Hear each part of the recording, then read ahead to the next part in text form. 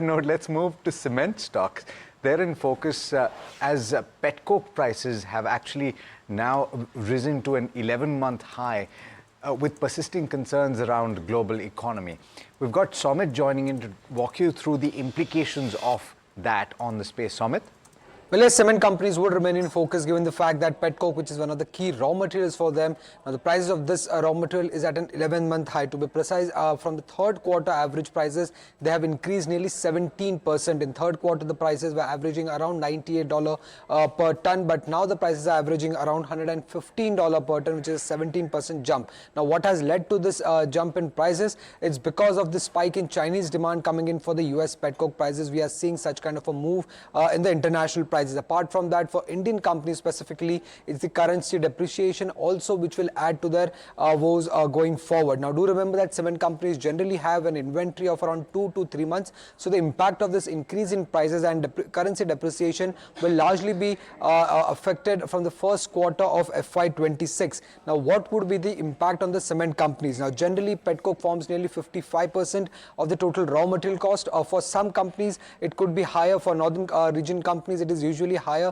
compared to what it is for central region, but on pan-India basis it's around 55%, and on pan-India basis this increase in prices and currency depreciation would lead to an increase of around 75 rupees per ton for the Petcoke prices for Indian cement companies. Now, of this 75 rupees, 60 rupees is because of the alone of the price movement, while the remaining 15 rupees is purely because of the currency depreciation that we have seen. Now, to negate this impact of cost increase, they'll have to take a price hike. Now, generally if a cost is increasing by around 100 rupees per ton, then the price hike required by the cement companies is of around 5 rupees. So around 3 to 4 rupees of price hike is required to negate this 75 rupees increase in cost for the cement companies. So we'll have to wait and watch whether they go ahead and take a price hike or whether there's impact of higher raw material costs will come on their margins from the first quarter of FY26. Somit, just a quick follow-up.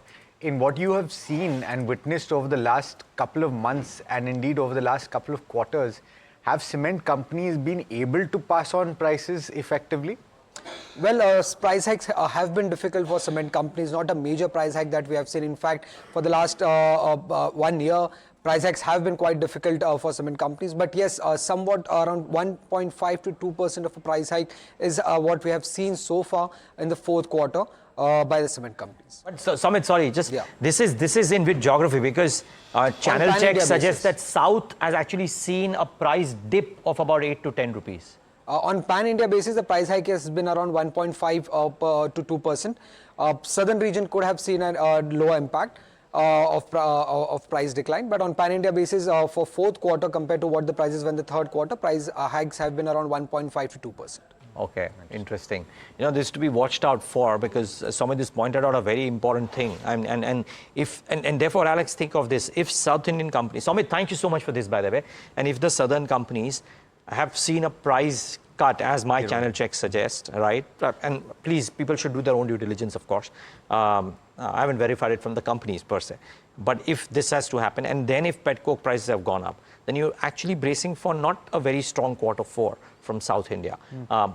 Doubt that volumes have really shot up out there too. So very important to keep in mind some of these. I'm trying to recollect, maybe you will, if I remember correctly, you saw margin contraction for a lot of these companies, right, in the third quarter? I can't remember exactly. Maybe we should check and get back. But then if that is the case, what Neeraj is saying is absolutely true. You could see further erosion in margins for these companies in the fourth quarter.